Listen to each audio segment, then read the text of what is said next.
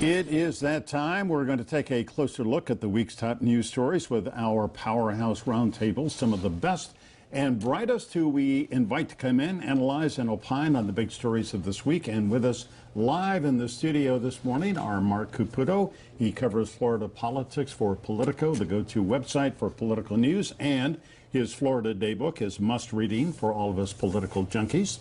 H.T. Smith, well-known, well-respected Miami attorney and professor of law at Florida International University. And Marlon Hill, our friend, making a return appearance, an attorney with Hamilton, Miller, and the Bertha Sal firm, and a radio broadcaster. To all of you, gentlemen, good morning. Good morning. Great to have you come in. H.T., I'm going to turn to you first because you are the senior attorney. Excuse me, Marlon, but you are the senior attorney, and you have been a public defender. You've prosecuted, you've defended many criminal cases. You teach law. Give us your first impression here of the Cory Jones case. Well, first of all, one of my first jobs was representing the Public Safety Department, which was the name of the Miami-Dade Police Department back in the 1970s. I got a chance to see the best and the worst of law enforcement. Unfortunately, because of the fact that we only have the police officer's version of what happened, the version that Cory Jones have of what happened sleeps with him in the grave. And I have seen in the past that even when there are witnesses and physical evidence, nothing trumps the version of the police officer except the videotape. And even when there's a videotape, we've learned it does not mean the officer will be held accountable, as we saw in the Rodney Jones beating with the trial in Simi Valley. We did. And Marlon, as we've also found out, and Mark just pointed out as we were listening here, there was no dash cam video. There was no body cam video of Officer Numan Raja. So the only version we're going to know about what happened, what allegedly happened, is from him. And Cory's dead, you know. But any day sitting at the table with H.T. Smith is a good day. You know, we read, how many Corys do we know? You know, there's so many questions that we have in these cases and no answers of another young black man that's dead. You know, for me, I get a sense, a very personal sense of, could this be my friend, my cousin, a family member, and another family is waking up on a Sunday morning, this happening a week ago, to have this type of grief. And it's just really frustrating, and it's really sad for me personally. Well, I was at a black church in West Palm Beach on Friday night. I attended a town hall meeting. I heard person after person who knew this young man get up and talk about him, and I mean, he was a beloved young man. He was a person of real character, integrity. A member of his band, this Young Presidents, got up, who is white, about 30 years old, and said, we were a mixed band, and Cory never met somebody he didn't like. He was not a violent person, and really, aside from one brush with the law many years ago, he had no criminal record. Yep. This is the kind of situation where everybody, black and white, young and old, can put themselves in Cory's position. Oftentimes we have cases where a person would not be in the position that the person who was killed was in. But here's a guy whose car broke down and he's waiting for the tow truck to come. He's afraid to leave his car because it's filled with the expensive band equipment. And now someone comes up who's got tinted windows on his car, which is not a police car. He's not in a police uniform. He doesn't have his police gun. He doesn't have his police badge. And the guy approaches him. That's got to be fearful. And we know for a fact that Cory ran from the guy. He retreated, and he was killed. Shot 3 times, one in his left arm, once in his right arm, and the third in his heart. And that's what killed him. This brings up a few things. Number one, it also shows that if you have a gun, that doesn't always keep you safe. In fact, it can put you in a worse situation. There's a possibility that the officer, again, unmarked, not wearing a uniform, pulled up on him, and this guy, out of self-defense, pulled his gun. It's a possibility. Again, we're not there. Another thing is that on the civil side, if this happened privately, say if I or if one of you guys had gotten in this situation with Cory and shot him to death, Florida law essentially incentivizes us to do that now. Stand your ground. The Stand Your Ground law that Jeb Bush signed in 2005 removed what's called the duty to retreat. And it said that every man's space on the ground is his castle now. It expanded what's called the castle doctrine. Every man's home is his castle. So what it says is that you can use deadly force if you have a reasonable reason to do it. So if you shoot the other person dead, as George Zimmerman did in Trayvon Martin's case, George Zimmerman got acquitted. But if you fire a warning shot, you can wind up going to prison for 20 years. And we have 2 cases of that, a black woman, Marissa Alexander in Jacksonville, and a white guy named Orville Lee Wallard in the Lakeland area. Both of these people are in prison. Orville Wallard's case is especially strange because he came up for clemency before Rick Scott, who recently signed a bill saying basically if you fire a warning shot, you get more of a break from the law. But Rick Scott turned down his clemency request, so this guy's in prison for 20 years, had no other record. There's something wrong with our laws and the way they're being interpreted and applied. But what really disturbs me is this pattern that after this police shooting, the police release just enough information to have you see it from a frame that supports the police. So they always tell you if the person has a record, he violated some type of order, and the police were, the famous 4 words, feared for his safety. Now, the press and the people ask any other question. Where was the guy shot? Did you show him a badge? All of those things, and they said, we can't say anything until the investigation is complete. I watch, it will take a year. They will slow roll this investigation. A year before it comes, they will exonerate the officer and put him back. Well, hopefully the FBI's involvement and maybe even the Department of Justice involvement. But that doesn't mean it's going to hasten the length of the investigation. No, but a brighter spotlight. Even so, you've got no other witnesses. I just cannot see how the police officer, or really almost any Florida citizen now in our current laws, would be convicted in this case. I'm not saying he should be convicted or he shouldn't be convicted. I don't have the evidence. But I'm saying if you're the only guy who's left standing, thanks to Stand Your Ground, and certainly thanks to officer protections, you're going to go free. HT, I need to ask you, here we have now the FBI joined the case, apparently at the request of the Palm Beach County Sheriff's Office. So we have Dave Ehrenberg, the Palm Beach County State Attorney. He has his own investigators looking at this. Palm Beach County Sheriff's Office, the FBI, how do they coordinate the investigation? Do they do them independently? How should it work? How should it work? It should be a coordinated investigation, but I can assure you that Ehrenberg has said, I'm conducting my own investigation. I don't need any help. He's going to do his investigation. The police and the FBI are going to do their investigation. That alone will slow it down and make it twice as long with twice the statements, twice the investigation. Those are the kind of things that we, the people, can change, along with the things that Crump made, like if a police officer is out and he doesn't have anything to identify him as a police officer, call and get a car there with a police officer so everybody knows who's who. And we wouldn't have a dead young man. Body cameras and dashboard cameras. Absolutely. I mean, absolutely, Mark. I mean, they are absolutely essential. They have been for a while. And, you know, to the credit of at least the Miami-Dade County, the Mayor Carlos Jimenez, had put $1 million aside for body cameras, now got another $1 million from the feds.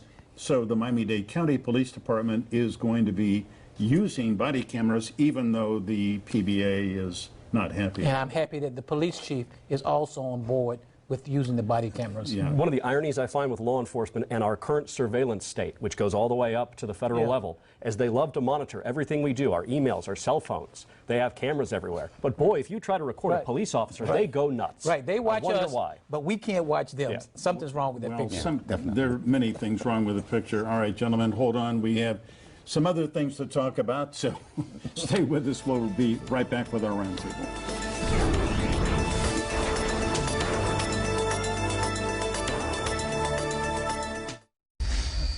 Welcome back. Live in our studio this morning, we are with our roundtable. On my left is the estimable Marlon Hill, attorney, and equally estimable H.T. Smith, attorney, law professor, and Mark Caputo from Politico, Florida. And somewhat estimable. All right. I'll find an adjective for you. Mark, so was it 8, 9, 10 hours that Hillary Clinton was testifying before the House Benghazi committee? And they tried, but I don't know that they laid a glove on her. Well, the most telling statement was given by Trey Gowdy, the South Carolina representative who chaired the committee, who asked afterward, hey, what was new? What did you find? He's like, I'll have to look at the transcript. Like, wow, you didn't know. The best that seems to be circulating in conservative circles is that Hillary Clinton essentially acknowledged that she believed it was terrorist and it was a planned attack and not a spontaneous YouTube video-inspired attack, whereas in public she kind of adhered more to the Obama narrative that it might be the YouTube attack. So they're saying this is evidence of her lying. But on the whole, many conservatives worried that her going in there would actually help her. And if you monitor Twitter and you look at what they wrote afterward, they were proven right. Yeah, it certainly appeared to help her. Yeah, I mean, because the biggest thing the Republicans had was trustworthiness. And I think the average person saw 11 hours where 12 people took turns asking questions, and one person for 11 hours answered them. Cool, calm, collective. And when I say answered them, let's say responded to them. Because some she intentionally did not answer. She certainly did not. And there still remain questions which I think are legitimate about Benghazi, but I think that as a political topic, it's over. The word that I have for her is resilience. You know, good word. You know, the bullseye is definitely on her back. I think that she is in it for the long run, and clearly, the more focus that they have on her shows her strength. And also, it helps get votes. There is certainly an element of the Democratic Party, and this kind of circle back to what we were talking about earlier. You saw this with Bill Clinton. His support among African Americans actually skyrocketed when he got impeached. African Americans are a base of the Democratic Party, 27% of the primary vote here in Florida. If they see someone who's being unfairly treated, essentially by law enforcement, they may come out to vote. They're going to have a tendency to rally around that candidate. Good point. Yeah. Well, let's talk a little bit about Jeb Bush, because this week he reorganized his campaign, cut down travel expenses, staff, and Mark, I just have to say, he's got to rejuvenate his campaign or it's over. Yeah, you see a variety of things. Number one, this is like shakeup number 3 or 4. You know, they kept kind of paring back, but then when we, the media, or other people would say, hey, looks like you guys got a revenue problem and a spending problem, they would vociferously deny it. Everything's going great. So the problem that a donor told me with the Jeb Bush campaign is everything's going great until it's not. And then there's a shakeup, and then there's another shakeup, and then there's another shakeup. And it doesn't seem like the big decisions were made seriously soon enough, and now he's in a real tough spot. Yeah. Well, this coming week, Marlon, in Texas, there's going to be a fundraiser and an event with George H.W. Bush, his father, venerable man, God bless him. And George W. Bush is going to be there as well.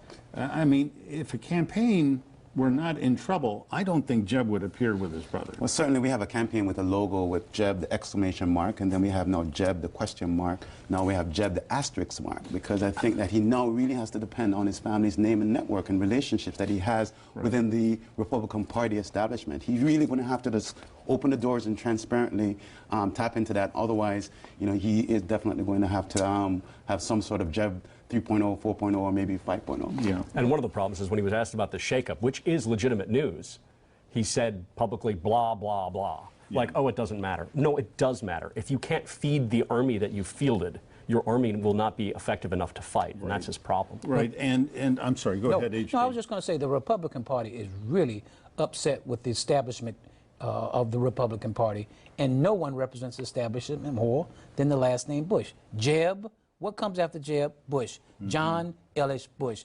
I think this is a kamikaze kind of tactic that he's taken, inviting his father, who is well loved, but George W. with him. This is like Hail Mary, and we'll see what happens. If I could disagree, right now there's a possibility the best thing going for Jeb is the fact that he's a Bush. That helps bring money in over the transom. They did plan but these, I think these fundraisers a while ago. His point is, you know, the father is venerated. He's just a respected figure, but W is still, I mean... In Republican circles, W is still liked. You have to understand that. Like, his approval ratings are higher now.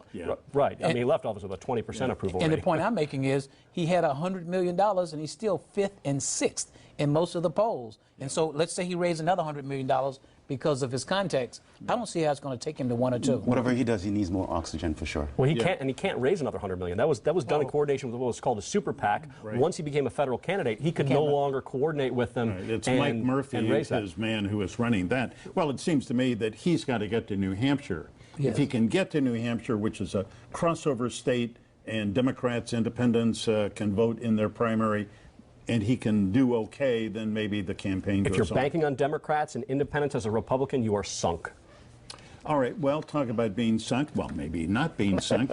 Let's talk about Donald Trump. He went to Doral on Friday night. Gee, I'm sorry I couldn't have been there. But Marlon, one of the, to me, amazing things is in our report, and we're going to have one later in this program, a lot of people who are immigrants were there to applaud Donald Trump. It seems to me they are people who sort of want to pull the ladder up once they're here and say, no, we don't need any more immigrants, and they love the guy. Well, you know, he was on friendly grounds with the Trump National Resort, and he loves to hear us say that. You know, he says that he's an outsider, but he's really a politician. If you listen very closely, he is telling people exactly what they would like to hear, and no substance there, really. Well, he's telling people, I think he sounds decisive, and he is a superb salesman, a narcissist, an egotist, blustery, good Again, on a TV. politician. All right. Well, what I like is politician. every campaign stop, he tells everybody about how he's winning in the polls. He is huge. No, he doesn't say huge. Huge in the polls. And he came down and they asked him about the poll recently in Iowa. He said that poll is wrong. Don't count on that poll. They don't know what they're doing. He is really a very interesting person, and I think that he is really damaging the Republican brand. And we'll see in the election. Will he be the nominee? He will not be the nominee, but he will have done so much damage. I said one time when I was here, he is putting skunk juice on the Republican brand. You can't get skunk juice out of the fabric. With an umbrella. Yeah. Well, the thing about Trump, in the way he communicates, unlike anyone else, is that he says, America, we're going to win again. Yes. You know, and it's an appealing message. Right. And on that point, we are going to have to end it. But gentlemen, thanks. Always great to have Thank you. Thanks for having us. All right, thank you. All right, so to come, Trump's big trip to the Sunshine State. There he is in Doral. We will take a closer look at his trip out to Doral on Friday night.